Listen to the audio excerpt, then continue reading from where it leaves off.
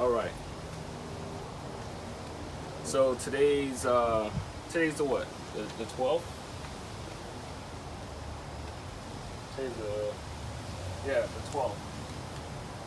Now, sometimes I'll have to just take a knee because I don't even know where my top of my head cut off on the if I stand. But today's March 12th, 12 days out of 21 on the fasting. Today definitely is just a day to take the time. I took a lot of naps today. Today's a Saturday, and just pace myself throughout the day.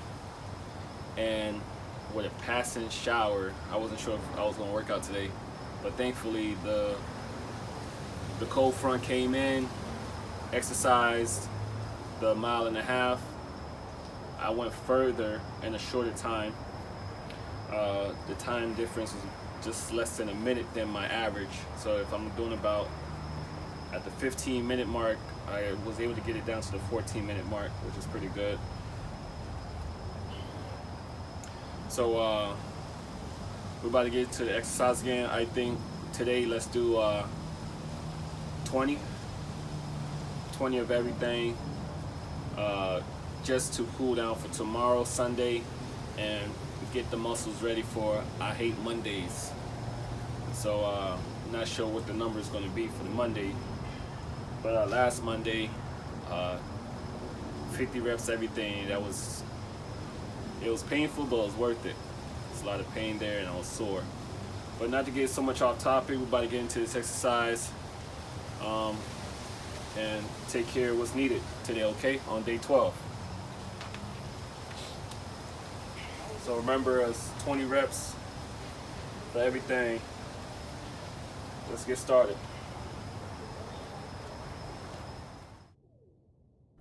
The Law of Success in 16 Lessons by Napoleon Hill. This book was released in 1928, and the original work, The Law of Success, was released in 1925, and it was actually 15 different books.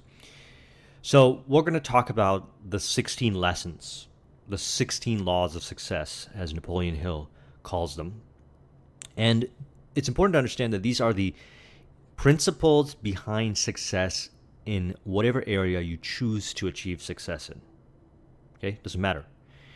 And, in whatever area you choose to master, there are the elements required to achieve mastery, the technical skills, or the fundamentals in that area. These are meta concepts, concepts that drive you to become even better in those specific elements. So you know what they are. If it's business, fitness, whatever area of choice that you want to gain mastery in, any area that you want to find success in, these principles can be utilized or developed to help you get that success faster. They can be very helpful. So Napoleon Hill has condensed it into 16 lessons, and we're going to talk about that in this video. Now, I'm going to share my viewpoints and experiences on each of the 16 lessons, which is going to help you further understand and add more dimension as you study this book. And like with many books that I cover on this channel, it's a book worth rereading multiple times at different stages of your life, because the truth is that no matter what level of success you've achieved, you can always get better at understanding and implementing these 16 principles. Every time I read a book like this, I feel like I'm reading it for the first time. Because as I increase the success in my chosen areas, I recognize that there are so many areas that I need to improve on. And one of the mistakes that we can make that prevent us from learning even further, from growing even further, is to convince ourselves that we already know these concepts. For example, if I was to tell you what these 16 lessons are, they could seem very obvious and very pragmatic. But the truth of the matter is that we can always get better at improving in these areas. And every now and then it's important to recalibrate our focus. recalibrate our focus on what is important. I made a video called Essentialism. I recommend that you watch that based on the book Essentialism. Once you determine what it is you want to achieve, it's important to understand the components that make up that. And then remove yourself from all the areas that don't provide any value and focus with presence and awareness on the areas that do matter. And when it comes to principles of success, these are the areas that matter, these 16 lessons which we're going to talk about. So before we do that, let's a little introduction, a quote that I pulled from the book that I thought was very revealing. No man has a chance to enjoy permanent success until he begins to look in a mirror for the real cause of all his mistakes. What this means is that your success, or lack thereof, is for the most part determined by you. Now, there's things that are beyond your control, but you have far more within your control than you are even aware of right now. So it's important to develop the awareness and to really look at yourself, to gauge yourself, to analyze yourself, to study yourself as to what you respond to, why you do what you do, what are your strengths, what are your weaknesses, what are the areas of whatever it is you want to achieve mastery in, and break it down into its components and subcomponents, and dedicate as much time as you can, if possible, 24 hours a day. You're probably thinking, like, how do you dedicate 24 hours a day when you need to sleep? Well, you could even be conscious about your sleep, and you could improve your sleep. And I'm talking about dedicating all your time to improving those areas that you need to improve on that help you get the success that you want. So it all starts within yourself. It's important to look at yourself, not look at others, and be concerned with what others are doing. You can model after people, and you can learn from observing people what to do and what not to do.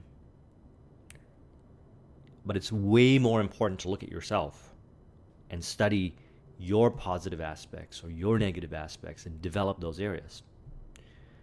The most successful men and women on earth have had to correct certain weak spots in their personalities before they began to succeed. The most outstanding of these weaknesses, which stand between men and women and success, are as follows: intolerance, cupidity, greed, jealousy, suspicion, revenge, egotism, conceit, the tendency to reap where they have not sown, and the habit of spending more than they earn. It's important that you write these down and you go back to the other quote that I just mentioned and reflect upon where you have these qualities, where they show up in your life. And then understand why they show up, where they come from. Is it stories from your past situations? And then, get really granular on the specific things that you need to do. Create this mind map of all these specific areas, and then say, how do I develop these areas? But first, before that, identify where they show up in your life. Okay? Does greed show up in not just monetary greed, but other kinds of value-based greed? For example, maybe you feel that you should get a lot of attention from people, and you do things because you want attention from people. To me, that's a form of greed. The only attention that we should really go after is the kind of attention that is marketing, that is designed to help us project our value back to the marketplace. Anything beyond that is really excessive. Now, this doesn't mean you can't get a lot of admiration, or in the money sense, it doesn't mean you should not get a lot of money. But if you want to have this to be a lifelong goal, then I'm of the opinion that the more money you make, the more you should take and reinvest that back in yourself and others to generate even more. That's how you get continuous success. You get it by investing. There's a difference between making a lot of money to reinvest back in yourself and in contribution than to make money to make yourself feel good and do it at the expense of others, and constantly looking ways that you could work the system to get more money. See the difference? And each of these have specific aspects where they show up in our lives, and we want to develop it. For example, egotism, very related. We want to do things because we want to look good. We want to be the cool ones. Instead of looking at it and saying, I want to do things because I want to contribute more value. I want to make this more about my market, the people that I serve, my purpose. And yeah, I'll get validation and people will say, hey, your stuff is great. Thank you. But remember, they're not really thanking you because of you and your ego. They're thanking you because you're helping them realize certain aspects within themselves. You're helping them get the results that they want. And their thanks is not to please your ego. It is to indicate to you that they would like you to amplify the value that you're giving them. They're enjoying your stuff. They're getting great value out of it, and they want more of it. Not in a way that, they're trying to drain the life out of you, but they're giving you valuable data, market insight, as to the areas that you can focus on more so that you can create more value, but then you'll get more in return, which again, then you can reinvest back. You can see how this all feeds off each other. So, take a note of these things and work on them. So let's talk about the 16 lessons. Number 1 is the mastermind principle. Mastermind principle. So some takeaways, and this is the format that I'm going to do, is we're going to cover 3 insights that I've gathered personally that weren't necessarily quotes from the book in relation to the 16 principles to add more dimension and maybe shift your perspective a little bit beyond what was covered in the book. So I recommend reading the book, studying the book, gathering your own insights, and then reflecting upon the insights that I've shared or I'm sharing with you, because these are the insights that I've gathered over the years of working with this information. Model after the greats. So essentially what we're looking for is, what are the characteristics that we want to develop? Do we want to become better at communication? Do we want to become better at sales? Do we want to become better at building systems in business? All right.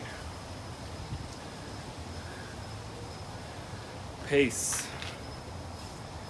Patience. Breathing. Whoa. That was another completion on day 12. And a couple things I want to go over. Let me start with the good first. The good thing is I was able to take care of my second consumer debt out the way. So it feels good to be at a zero balance with 2 cards there. Still got some more I need to work on all the way up to June, July. Hopefully by that time it'll be paid off. I'll be debt free in consumer debt and just be able to manage cash, which is good. It's a good feeling to be on the side of managing things with cash. But so yeah, set my second consumer debt, zero balance, second one this week. Great feeling.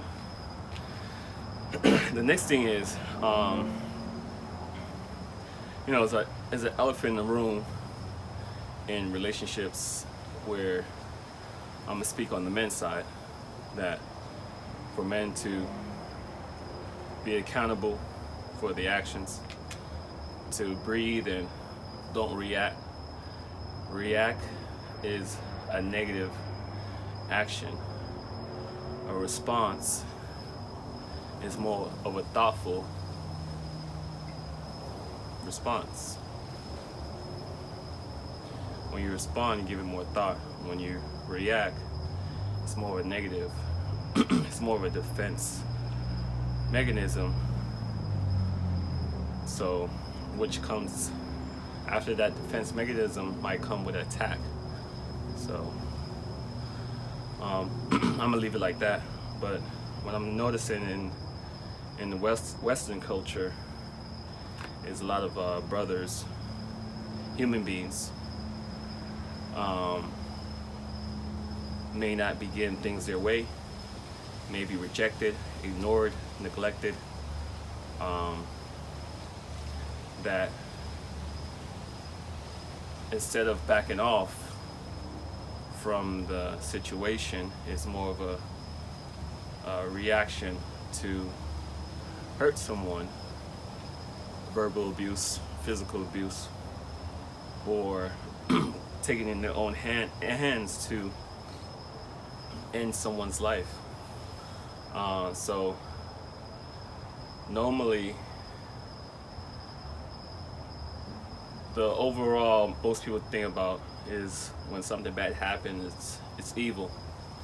You know, you got godly things, righteous things, and then, oh, this person's a devil or they're very evil. My thoughts are to breathe, relax. You know, if something, for the men out there, if something is pulling you out of your element, to get upset, to throw a tantrum, exit the opposite way. So if the negative energy or the outburst is this way, you have your right to go. You can go this way, you can go that way, you can go this way. Don't go that way. Because I don't know if anyone's taking time to think, where there's an outburst, what's the next 5 steps or 10 steps down the road of something that you didn't even see yourself being into. Okay, where there's lawyers involved, there's police involved, there's continuing arguments, disputes, he say, she say. You're, because of this choice, you're allowing a judge, the court system, to choose for you, because now you took yourself out your element. You was able to handle your own choices in your day-to-day, which I think is a privilege in this world to do. It's a privilege. So now you act upon something outside of your element, and your privilege is removed. So there's a couple of examples. Well, I got one right now. I don't know if there's another one. I remember I was at church. It was after church, and there was a husband and wife came by. I was just hanging out, chilling after church, and the husband and wife, I knew him, didn't know much of her, but I knew him. I would say what's up to him, and they were like communicating back and forth. But it kind of shifted that, you know, you could feel his demeanor or his attitude kind of like shifted right then and there. Like the response was getting much faster, like the way he was talking. So something happened that she walked away. It wasn't nothing negative, but you know, she went on her way. And it's like, oh, you see what I got to go through and everything else, because he's married. I was like, yeah, I see it, but at the end of the day, I think just give it a try to count 10 seconds.